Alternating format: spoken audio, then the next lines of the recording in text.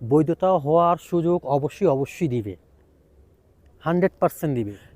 এই ক্যাটাগরিতেই তারা বৈধতা হওয়ার সুযোগ দিচ্ছে বা দিবে। মালয়েশিয়াতে আপনার অবৈধ শ্রমিকদের মধ্যে সবচেয়ে বেশি বাংলাদেশি অবৈধ শ্রমিক। হয় হলো আপনাকে স্বাগতম আমাকে দেখতে এবং কিছু ভিডিওটিতে ক্লিক করার জন্য। ভিডিওর টাইটেল এবং থাম্বনেল দেখে বুঝতে পারছেন আমি কোন বিষয় নিয়ে কথা বলবো। ভিডিওতে যাওয়ার আগে ছোট্ট একটা রিকোয়েস্ট, যারা আমার এই ভিডিওটা ফেসবুক থেকে দেখতেছেন প্লিজ রিকোয়েস্ট থাকবে ফেসবুক পেজটা ফলো করবেন, আর যারা ইউটিউব থেকে দেখতেছেন ইউটিউব চ্যানেলটা সাবস্ক্রাইব করবেন, আর যারা অলরেডি করছেন thank you so much and ভালোবাসা অবিরাম। মেন টপিকে আসি। মালয়েশিয়াতে বৈধতার সুযোগ দিচ্ছে না কিংবা দিবে। মালয়েশিয়াতে কলিং খুলবে বা খোলার সম্ভাবনা আছে। এই সংক্রান্ত প্রশ্ন বিষয় সব কিছু মিলিয়েই কথা বলতে যাচ্ছি, বা আমার কাছেও প্রশ্ন আসে। টিকটকে আমরা দেখি, ফেসবুকে দেখি। সো রিসেন্ট বাংলাদেশের গণমাধ্যম, প্রথম শ্রেণীর গণমাধ্যম, এটিএন বাংলা বলেন, চ্যানেল আই বলেন, সময় টিভি নিউজ বলেন, যমুনা টিভি, 71 টিভি, প্রত্যেকটা নিউজ হয়েছে মালয়েশিয়াতে কলিং খুলতেছে, ডক্টর ইউনূস স্যারের পরশে 12 লাখ শ্রমিকের কপাল খুলতেছে, এরকম কিছু একটা হেডলাইন দিয়ে একটা নিউজ কভার করছে তারা। এটা আসলে কতটা সত্যি? হ্যাঁ, এটা আসলেই সত্যি। তবে রিসেন্ট এটা এখনও একদম কনফার্ম ডিক্লেয়ার হয়ে যায়নি। তবে এটার পেপারস, কিছু ডকুমেন্ট তারা অলরেডি রেডি করছে।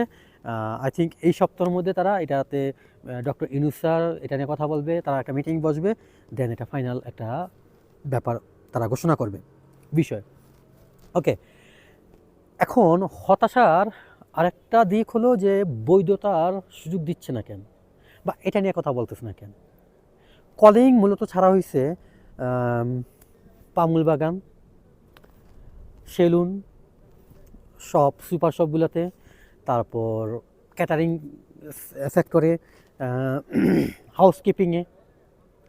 এইটা শুধু কনস্ট্রাকশন প্রজেক্ট মানে কাজ ছাড়া, হ্যাঁ, বাকি সবগুলোতে মোটামুটি কলিং ছাড়া হয়েছে বা হবে, বা তারা লোক নিবে, তাদের ওই সেক্টরগুলোতে লোক দরকার। বাট কনস্ট্রাকশন সাইডে অনেক হিউজ অবৈধ লোক আছে, এখানে তারা লোক নিবে না বা এখানে তারা লোক চাচ্ছে না।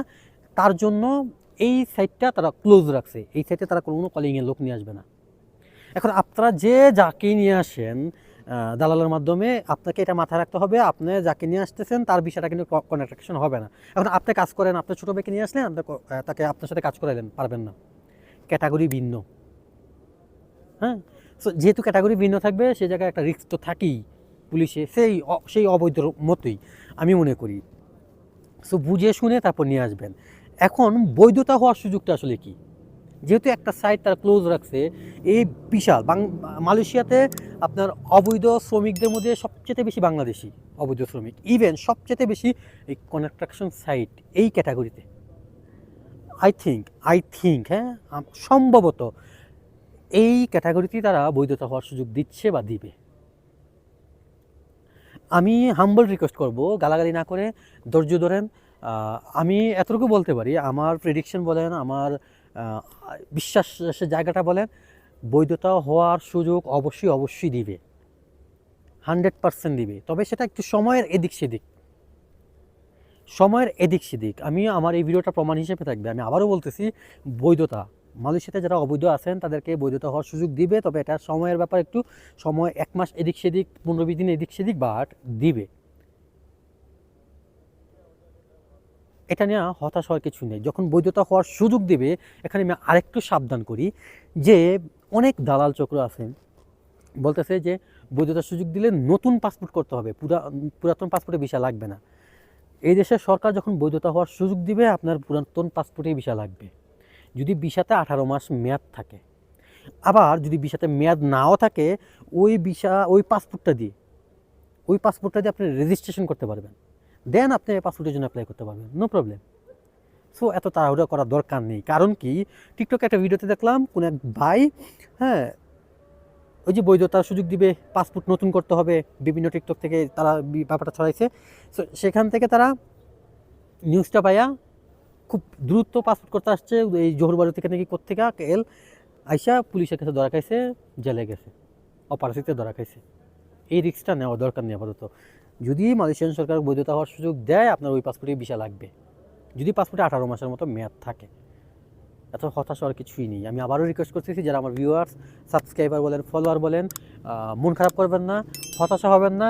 আমি আপনাদেরকে কোনো ফেক নিউজ দিই না, আমি ফেক কোনো টপিক নিয়ে কথা বলি না, এতটুকু বিশ্বাস আমার উপর রাখতে পারেন। বৈধতা হওয়ার সুযোগ দিবে খুব সুন, আপনারা সেই সংবাদটা হয়তো শুনবেন, অলরেডি যেটা শুনছেন কলিংয়ের ব্যাপারটা এটাও শুনবেন। সো সবাই আল্লাহর কাছে দোয়া করতে পারেন, ইনশাল্লাহ আল্লাহ ভরসা সুযোগটা দিবে। সো আজকে এতটুকুই, সবাই ভালো থাকবেন, সুস্থ থাকবেন। ভিডিও ভালো লাগলে অবশ্যই লাইক করবেন, শেয়ার করবেন। ভিডিও সম্পর্কিত যেই কোনো মতামত অবশ্যই কমেন্ট বক্সে জানাবেন। আর হ্যাঁ, আমি আবারও বলতেছি, আপনি যদি আমার এই ভিডিওটা ফেসবুক থেকে দেখে থাকেন, ফেসবুক পেজটা ফলো করবেন, ইউটিউব থেকে দেখে থাকলে ইউটিউব চ্যানেলটা সাবস্ক্রাইব করবেন।